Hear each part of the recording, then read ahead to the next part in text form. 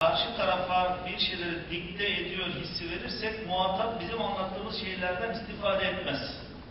Ini kerana sekiranya kita menyampaikan satu ceramah atau tazkirah dan kita mengeluarkan diri kita daripada intipati yang kita sampaikan itu, kemungkinan besar para pendengar dan khalayak pendengar tidak akan terkesan dengan nasihat yang kita sampaikan. Kecuali kita memasukkan sekali nasihat itu, kita memasukkan diri kita di dalam nasihat yang disampaikan. Yine hayrat eğitim merkezlerinde tatbik ettiğimiz bir usul, usta-çırak ilişkisi, rol-model ilişkisi. Antara metodologi lain yang diguna pakai di madrasah-madrasah An-Nur ialah konsep mentor dan mentee. Ustaz, rol model. Jadi guru menjadi role model kepada anak murid. Talebeler kaldıkları evleri Kur'an ahlakı ve sünnet seniye dairesinde yaşayan bir arkadaş grubuyla paylaşırlar. Pelajar-pelajar di madrasah-madrasah kami dapat melihat contoh-contoh pengamalan sunnah nabawiyah di madrasah-madrasah yang mereka tinggal dan diketuai oleh guru-guru mereka yang dipilih, yang kami sebut namakan sebagai wakaf. İşte arkadaşı namaz kılıyor, o da kılar. Arkadaşı ihlaslı, o da ihlaslı olur. Yani sohbette insiba ve inikas vardır sırrınca o ortamda öğrendiği teorik bilgileri pratiğe aktarma imkanı bulur. Ve o arkadaşlarının ihlasıyla ihlaslanır, onlara benzemeye çalışır. Dalam keadaan yang sebegitu, apabila pelajar itu melihat sahabatnya atau saudaranya menunaikan solat, maka dia akan terpanggil untuk menunaikan solat. Apabila nampak saudara dia ikhlas dalam melakukan sesuatu, dia pun terpanggil untuk ikhlas seperti saudaranya, dan begitulah berlakunya insibah dan inikas, keteracuan daripada suasana yang ada di sekitarnya.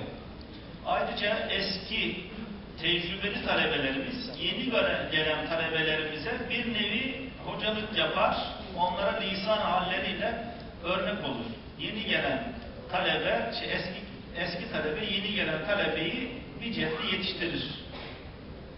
Yani hocalık yapar, yetiştirir. Dan boleh dikatakan abang-abang senior melakukan tugas seperti sebagai seorang cikgu apabila datangnya pelajar-pelajar baru ke madrasah-madrasah dan pusat-pusat tarbiyah kami. Mesela ben ilk hayrat merkezlerine geldiğim zaman etrafımdaki arkadaşlara bakıyordum. Onlar nasıl yapıyor? Pengalaman saya sendiri ketika saya mula masuk ke madrasah hayrat, saya memandang sekeliling dan melihat sahabat-sahabat di sekeliling saya apakah yang mereka lakukan. Ve her cihette onlara benzemeye çalışıyordum. Dan saya cuba meniru apa saja yang mereka lakukan. Yani bizim eğitimdeki muvaffakiyetlerimizden birisi de aslında budur. Talebeyi hatırlamamız ve diğer talebelerle kaynaşması ve çok kısa zamanda görerek öğrenmesi.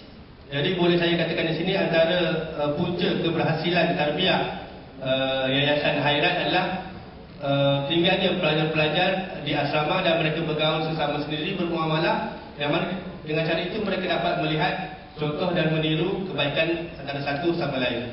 Yine bizim merkezlerimize tatbik ettiğimiz bir düstur da şudur, telkin, yani tahşidat düsturu.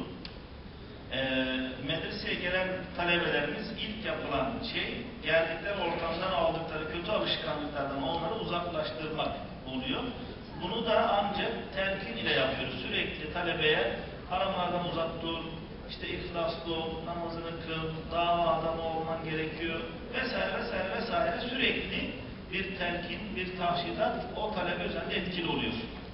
Antara asas dalam pentarbiahan kami juga adalah dengan memberi galakan dan dorongan yang berterusan kepada para pelajar yang datang ke madrasah-madrasah kami, seperti sentiasa memberi peringatan supaya menjauhkan perkara yang haram, sentiasa memberi dorongan supaya melakukan amalan ataupun sunnah-sunnah Nabi atau melakukan zikir dan sebagainya.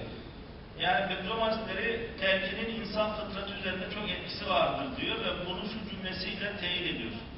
Ini kerana sokongan dan dorongan daripada seseorang kepada seorang lain amat memberi kesan dalam kehidupan seseorang itu. fena bir Adem'e iyisin iyisin desen iyileşmesi ve iyi bir Adem'e fenasın fenasın desen fenalaşması çok vuku bulur diyor. Ini kerana kita boleh dapati dalam pengalaman hidup kita bahawa apabila kita mengatakan kamu baik pada seseorang yang agak teruk akhlaknya, insya-Allah satu hari nanti dia akan menjadi orang yang baik. Dan sebaliknya bila kita kata kamu jahat pada seorang yang baik, kemungkinan besar dia pada satu hari nanti akan menjadi seorang yang jahat. Jika dilakukan secara berterusan. Siz talebelerinize ya da çocuklarınıza da sürekli iyisin, iyisin, güzelsin, mükemmelsin, gayretlisin, çalışkansın, işte bu İslam davasına hizmet edeceksin deseniz sürekli, o da ona tesir eder ve öyle olur. Dan jika kita sebagai guru sentiasa memberi galakan kepada para pelajar kita, kamu baik, kamu boleh buat, kamu akan menjadi penerus dakwah ini, kamu adalah lilin pada perjuangan Islam dan kamu dalam mata rantai perjuangan dan semacam kata-kata galakan yang sebegitu, insya-Allah akan memberi galakan dan menumbuhkan motivasi kepada para pelajar yang diberi galakan tadi. Diğer bir husus, biz talebelerimizi tenkit etmiyoruz. Onları sürekli takdir ediyoruz. Onları şevklendiriyoruz.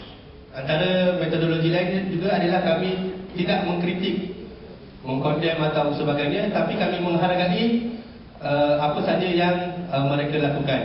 Talebeler bizim yanımızda kendini değerli hissediyor. Çünkü biz onlara değer veriyoruz.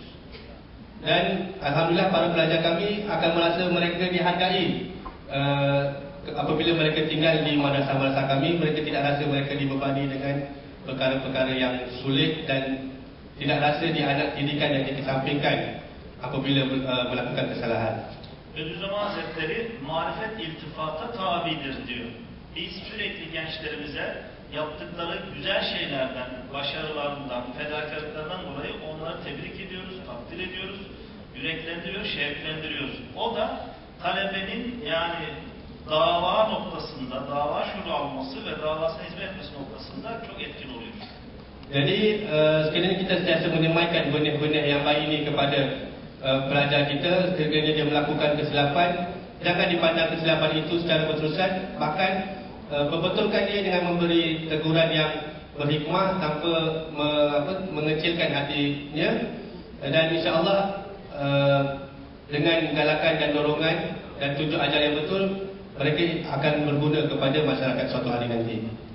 Yeni gelen talebelerimize dini bilgiler, adab, muaşeret vesaire bu dersleri verirken onlara hiçbir zaman icbar etmiyoruz, zorlamıyoruz.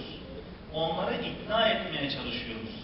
İkna olmadıkları şeylerde onlara zorla bir şeyi kabul ettirip yaptırmaya çalışmıyoruz.